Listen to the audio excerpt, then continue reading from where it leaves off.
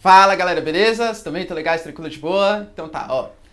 Pra quem não me conhece, meu nome é Ricardo Marcílio, e hoje tô aqui falar um assunto super importante com vocês, que é o Ricardo Vélez, tá? Ricardo Vélez, vou colocar a fotinha aí pra vocês. Ricardo Vélez, que é um colombiano, tá? Nasceu na Colômbia, mas há muito tempo já mora no Brasil. Apesar do seu fortíssimo sotaque, quem já acompanhou entrevistas dele sabe que ele fala português assim um pouquinho mal, mas até aí sem grandes problemas.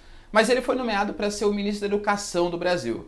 Lembrando, galera, que o Jair Bolsonaro, ele fez, na minha concepção, né, ótimas escolhas de alguns ministros, por exemplo, Marcos Pontes, o Sérgio Moro também, ali parcialmente. Aliás, fiz até um vídeo ontem, quem não viu ainda, galera, vai estar no final do vídeo, falando um pouquinho sobre esse plano anticrime e anticorrupção do Sérgio Moro, mas algumas escolhas foram bem infelizes. E dentro delas coloco a Damares Alves, extremamente infeliz, o Ricardo Vélez e o Ernesto Araújo, nosso ministro das Relações Exteriores. Hoje o vídeo, galera, é falar sobre particularmente o Ricardo Vélez, tá?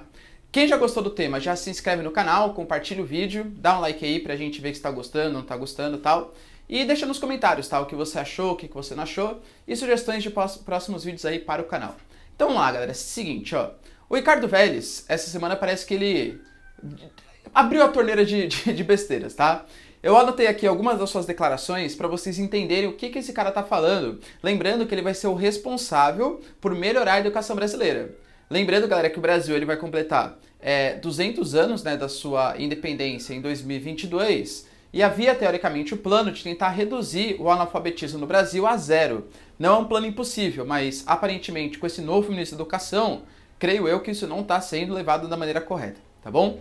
Bom, primeiro numa entrevista, ele foi lá e disse que os brasileiros eles se assemelham a canibais no exterior. Porque brasileiro em geral gosta de roubar hotel, gosta de roubar assento.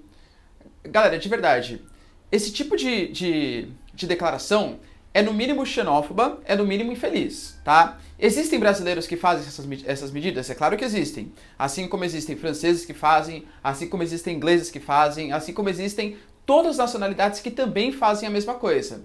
Generalizar um povo, ainda mais um povo que você está representando, é totalmente maléfico, galera. É totalmente sem noção da parte do Ricardo Vélez, ok? Então o Ricardo Vélez mandou muito mal nessa declaração. Ele precisa vir se retratar. Ele já veio, mas com uma desculpinha esfarrapada ali. Falou que não era bem isso que eu estava falando. Eu queria falar que, na verdade, o brasileiro ele precisa se comportar melhor, que existe uma minoria que faz isso e tal. Mas, galera, convenhamos, falar que brasileiro tem esse tipo de comportamento é bastante infeliz da parte dele, ok? Depois ele foi lá e falou que, uma frasinha aqui do Cazuza, né? Ele falou que a liberdade no Brasil, do ponto de vista educacional, ela não pode ser tratada do jeito que o Cazuza tratava. Vou ler aqui pra vocês como que ele falou, ó. Liberdade não é o que pregava Cazuza, que dizia que liberdade é passar a mão no guarda. Galera, o Cazuza, que morreu lá em 1990, tá? Ele nunca disse essa frase, nunca. Essa é uma frase que veio de um programa de humor, que talvez vocês mais novos nem conheçam, né? Que é o Caceta e Planeta, que falava na forma de liberdade, fazia uma espécie de sátira, de paródia ali, mas o Cazuza de verdade nunca falou isso. A própria mãe do Cazuza veio a público e falou assim, gente, ó, meu filho nunca falou isso. Aliás, o Ricardo Vélez me telefonou, pediu desculpa, mas eu falei que era obrigatório ele pedir essas desculpas publicamente para falar que meu filho nunca falou esse tipo de coisa. O Ricardo Vélez também nas suas redes sociais já se retratou por conta dessa ofensa, né, pediu desculpa e tal. Mas de novo, né, mostrando bastante ignorância aí sobre os ídolos. Já vou falar um pouquinho sobre ídolos logo menos, mas sobre os ídolos do Brasil, tá? Ele falou e falou também que o Brasil é um país que tem muitos professores para poucos alunos. E aí ele usou um dado bem falso, tá? Ele falou que aqui no Brasil, nas universidades públicas, existe um professor para cada 7 ou 8 alunos. Se você for observar a média, galera, realmente a média brasileira não está tão ruim. Não é tão boa que nem ele falou, tá? A média do Brasil é de 11,73. Ou seja, existem 11,73 alunos para cada professor. A grande questão não é que falta professor, realmente. Aliás, não é que assim, a relação aluno-professor está muito exagerada, mas é que tem tão poucos alunos nas faculdades públicas que isso também reflete no pequeno número de professores, percebe? Então não dá pra falar, não, o Brasil ele gasta bastante com educação, porque olha, só tem 11,73 alunos para cada professor. Beleza, mas quantos professores tem? Quantos alunos tem? É muito pouco frente à média nacional, que aliás é a minha próxima crítica aqui. Ele acabou de dizer também numa declaração que a universidade ela não é para todo mundo. A universidade tem que ser destinada a uma elite intelectual. E ele usou o exemplo da Colômbia, que é o seu país de origem. Ele falou que na Colômbia, por exemplo, não existe educação para todos. O que realmente é verdade. Só que se a gente for pegar a média do Brasil, o Brasil ele tem em média aqui, galera, 5,63% da população que cursou, né, o ensino superior. Vamos pegar a média de outros países. Aliás, pegar a média da Colômbia, que é o país de origem do Ricardo Vélez. A média da Colômbia é de 12,27% da população cursou o ensino superior. Se a gente for pegar um país bem subdesenvolvido, né, que a gente sabe que está passando por condições péssimas econômicas, que é o caso da Bolívia, por exemplo, bem pior do que a gente, a média ainda assim é bem maior que a do Brasil, que é de 8,42%. Se a gente for pegar outros países como referência, Singapura, os tigres asiáticos, né, Coreia do Sul, por exemplo, acima de 30% da população cursou ensino superior. E a gente sabe que a taxa de desemprego é menor nessa parcela da população, os salários são maiores, então esse tipo de argumento que não vale a pena cursar o ensino superior, que é só para uma elitezinha intelectual, além de ser assim totalmente nociva do ponto de vista social, ainda é bastante limitada do ponto de vista econômico, porque quanto mais mão de obra qualificada a gente tiver, melhor é para a nossa sociedade, ok? E aí ele também deu uns pitacos sobre a questão cultural do nosso país. Ele falou que o Brasil ele não valoriza os seus ídolos. E é só você ver, por exemplo, no cinema nacional. E aí ele usou como um dos exemplos o filme Carlota Joaquina, que retrata o Dom João como um comedor de frango. Ou seja, não como se fosse um herói nacional que ele realmente o é.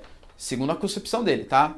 E aí eu tenho algumas críticas. Primeiro, o filme é uma sátira, de novo. O filme é uma comédia e, portanto, galera, não se diz fidedigna, não precisa ser fidedigna à realidade. Isso com toda certeza.